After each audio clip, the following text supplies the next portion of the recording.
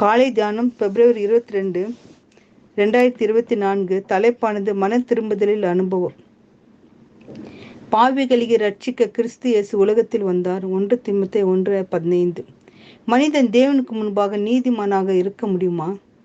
ஒரு பாவியை மனி திரும்ப கூடுமா? ஒரு மனிதன் பரிசுத்தமாய் வாழ முடியுமா?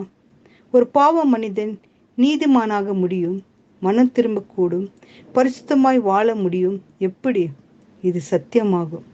கிறிஸ்துவண்டை சேர்வதனால் இது சாத்தியமாகும். அப்படி என்றால் கிறிஸ்துவண்டை சேர்வது எப்படி? வேதம் சொல்கிறது, உங்கள் பாவங்கள் நிவர்த்தி செய்யப்படும் பொருட்டு நீங்கள் மன திரும்பி குணப்படுங்கள். அப்போஸ்தலர் 3:20 சொல்கிறது. உண்மையான மனம் திரும்புதல் என்ன என்பதை பலர் புரிந்து கொள்வது இல்லை. அநேக நேரத்தில் புறம்பான மாற்றத்தை செய்வார்கள், ஆனால் உள்ளிருந்த மனம் மாறுதல் அங்கு இருக்காது. தங்கள் பாவத்தின் விளைவுகளை பார்த்து பயந்து அறிக்கை செய்வார்கள். இது ஒரு போலியான மனம் திரும்புதல். அப்படி என்றால் உண்மையான மனம் திரும்புதல் என்றால் என்ன?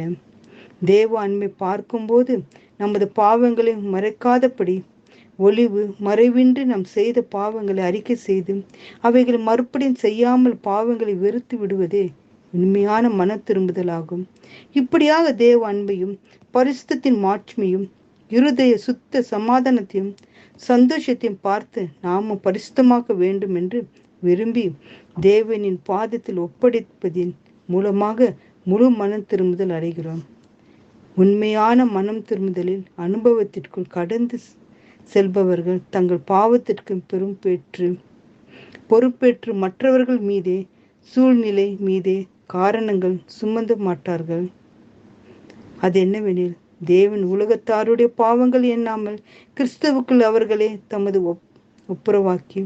ஒப்புரவாக்குதலில் உபதேசத்தை எங்களிடத்தில் ஒப்புவித்தார். உண்மையான மனம் திரும்புதலை அடைய வேண்டும் என்று எண்ணி நம் பாவத்தில் கொண்டு இரத்தத்தையும் நிர்பந்த நிலையையும் பார்த்து நாம் தேய்க்க வேண்டாம். சாத்தான் நம்மை பார்த்து நீ பெரிய பாவியா இருக்கிறார் என்று சொல்லும்போது சோர்ந்து போகாமல் விசுவாசித்து துவக்கிறவரும் முடிக்கிறவருமாயிருக்கிற இயேசுவை நோக்கி நமக்கு நியமித்திருக்கிற ஓட்டத்தில் பொறுமையோடு ஓட கடவோம். நம்மை பலப்படுத்துகிற கிறிஸ்துவினால் எல்லாவற்றையும் செய்ய நமக்கு பலன் உண்டு. நம்ம அழைத்தவர் உண்மை உள்ளவர், ஆவியானவர் உதவி செய்வாராக. கர்த்தாவே, நாங்கள் உமது பலத்தாலும் ஆவியானவரின் வேண்டுதலினாலும் உம்மோடு சேர செய்வதற்கு ஸ்தோத்திரம் சொல்லி அவரிடத்தில் மன்றாடி ஜெயிப்போம்.